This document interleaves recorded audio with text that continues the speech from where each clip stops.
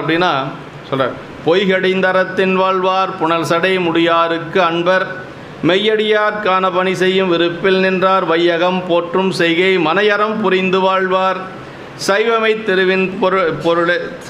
திருவின் சார்பே பொருளெனச் சாரும் நீரார். இந்த உலகமே போற்றக்கூடிய அளவுக்கு மனையறம் வாழ்ந்து காட்டினவரோ அவர் யாருன்னா திருநீலகண்ட நாயனார். என்னங்க இப்போ தான் சொன்னீங்க பரத்தை வாழ் சென்றவர்னு சொல்லி, அப்படி இருந்தவர் எப்படி இருக்க போகிறார் அப்படிங்கிறது தான் சரிதாங்க. அதுதான் வையகம் போற்றும் செய்கை மனையறம் புரிந்து வாழ்வார். இந்த உலகமே போற்றக்கூடிய அளவுக்கு மனையறம் வாழ்ந்து காட்டிய பெருமகனார் நம்முடைய திருநீலகண்டத்துக்குயவனார்.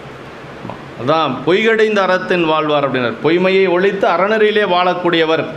புனல் சடை முடியாருக்கு அன்பர் புனல் சடை முடியாருக்கு அன்பார் அப்படின்னார். அப்படின்னா கங்கையை தரித்த முடியுடைய பெருமானது உண்மையடியார்களுக்கு வேண்டுவனவாக பணிவிடைகளை செய்யும் விருப்பமிக்க ஒழுக்கமுடையவர். பெருமானுடைய அடியார்களுக்கு பணி செய்யக்கூடியவர். இவர் என்ன பணி செய்தார்? வரக்கூடிய அடியார்களுக்கு ஓடு கொடுத்தார்.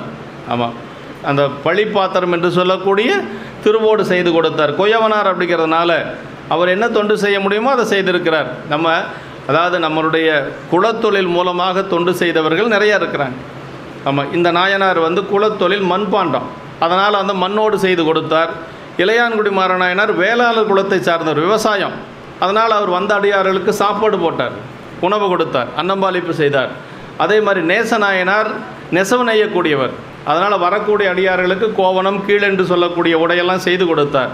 அதே மாதிரி நந்தனார் திருநாளை போவார், அவர் புலையர் குலத்தை சார்ந்தவர். பெருமானுக்கு அபிஷேகத்துக்கான கோரோசனை, அப்புறம் வாத்தியங்களுக்கு தேவையான தோல் முதலையெல்லாம் கொடுத்தார்.